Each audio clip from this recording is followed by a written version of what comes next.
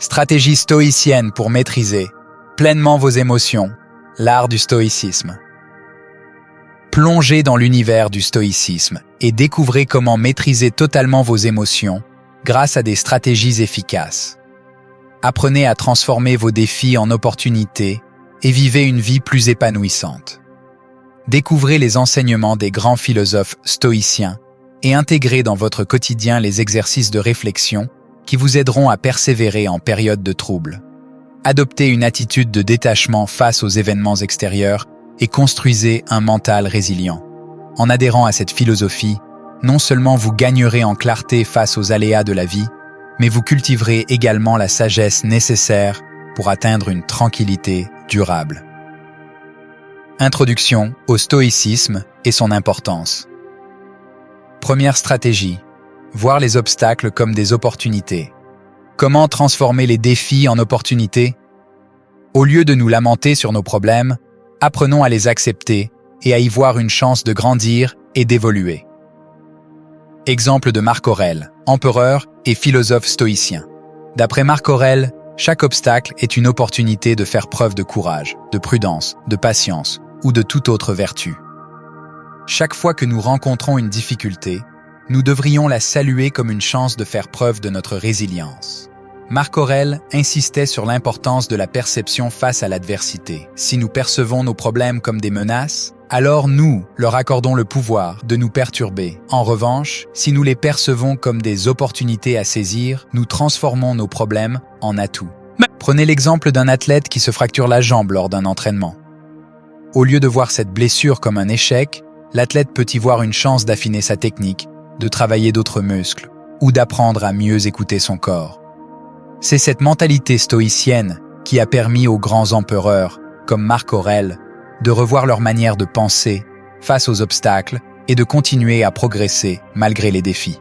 En somme, chaque défi est une porte ouverte vers de nouvelles possibilités et stratégies pour évoluer et grandir, tant que nous avons la sagesse de les voir comme telles.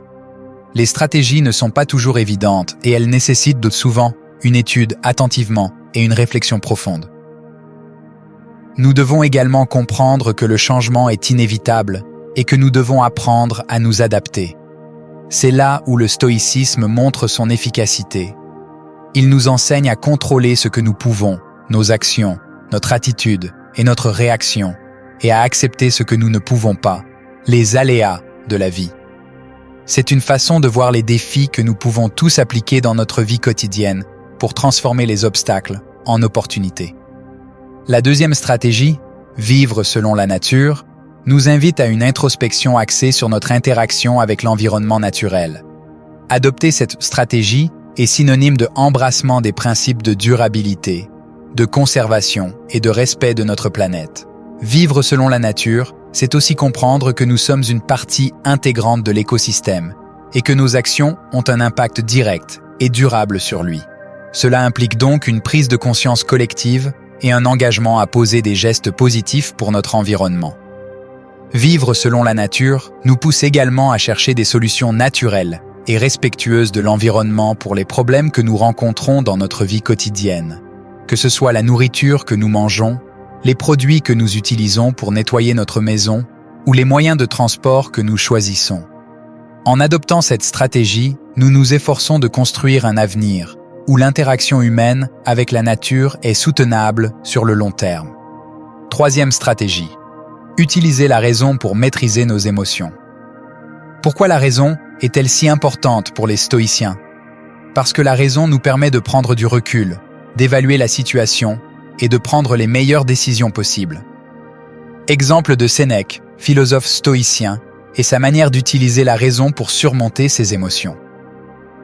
La maîtrise des émotions par la raison ne se limite pas malheureusement à l'analyse de la situation. Elle nécessite également une évaluation honnête de nos propres réactions et de nos pensées. Prenons l'exemple de Marcus Aurelius, un autre grand stoïcien. Il utilisait sa raison pour interroger ses propres émotions, pour comprendre d'où elles venaient et pour déterminer si elles étaient justifiées ou non.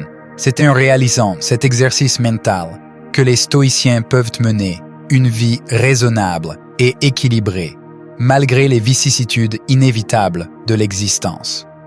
En outre, il est crucial de comprendre que la raison ne concerne pas seulement la pensée, mais aussi l'action. Pour Épictète, philosophe stoïcien, vivre selon la raison signifie conformer nos actions à la nature de la réalité.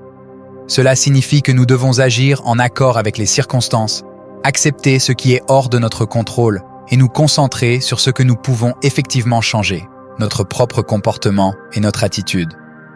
La raison n'est pas seulement une arme contre les émotions dérangeantes, mais aussi un guide vers une vie plus authentique et sereine. Ainsi, utiliser la raison pour maîtriser nos émotions n'est pas simplement un outil thérapeutique pour les stoïciens, mais une philosophie de vie universelle qui nous donne le pouvoir de mener une vie plus équilibrée, plus résiliente et plus satisfaisante. Quatrième stratégie, la pratique de la memento mori, se souvenir que nous sommes mortels. Comment cette pratique nous aide-t-elle à maîtriser nos émotions? En nous rappelant notre mortalité, nous apprenons à chérir chaque instant et à ne pas nous laisser déborder par nos émotions. Exemple d'Épictète, philosophe stoïcien, et sa vision de la vie en tant que voyage temporaire. La pratique de la memento mori est étroitement liée à la philosophie stoïcienne, qui enseigne que nous devons vivre notre vie de manière rationnelle et en accord avec la nature. Les stoïciens, tels que Sénèque et Marc Aurèle, croyaient que le fait de se rappeler constamment notre mortalité nous permettait de donner du sens à notre existence et de nous concentrer sur ce qui est essentiel. En méditant sur notre finitude, nous pouvons développer une attitude de gratitude envers la vie et éviter de gaspiller notre temps et notre énergie sur des choses insignifiantes. Cette prise de conscience nous incite également à cultiver la résilience face aux adversités, car nous comprenons que toutes les difficultés et les peines de la vie sont temporaires. Un autre aspect de la memento mori est l'humilité qu'elle nous apporte. En se souvenant que nous sommes mortels, nous sommes conscients de notre place dans l'univers et de la brièveté de notre passage sur Terre. Cette humilité nous permet d'être plus compréhensifs et tolérants envers les autres, de même que de reconnaître et accepter nos propres limites. En fin de compte, la pratique de la memento mori nous invite à vivre une vie plus authentique et épanouissante, en nous poussant à considérer chaque jour comme une opportunité précieuse pour grandir, apprendre et contribuer au bien-être des autres. Tout cela en nous aidant à rester maîtres de nos émotions et à ne pas nous laisser submerger par elles. En conclusion, la philosophie de la memento mori, étroitement associée à la tradition stoïcienne, nous enseigne la valeur de la vie et la nécessité de vivre conformément à la nature et en toute rationalité. Elle nous invite à reconnaître notre mortalité, à développer une attitude de gratitude et à éviter de gaspiller notre temps et notre énergie sur des choses insignifiantes. Elle nous guide également vers l'humilité, nous aide à être résilients face à l'adversité et nous incite à vivre une vie authentique et épanouissante. Tout cela peut avoir un profond impact sur notre vie quotidienne et nous pousser à grandir, à apprendre et à contribuer au bien-être des autres. Si vous avez trouvé cette vidéo utile et inspirante, n'hésitez pas à la partager avec votre entourage.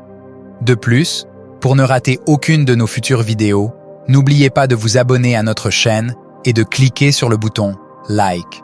Continuez à explorer, à apprendre et à vous épanouir, en gardant toujours à l'esprit la memento mori.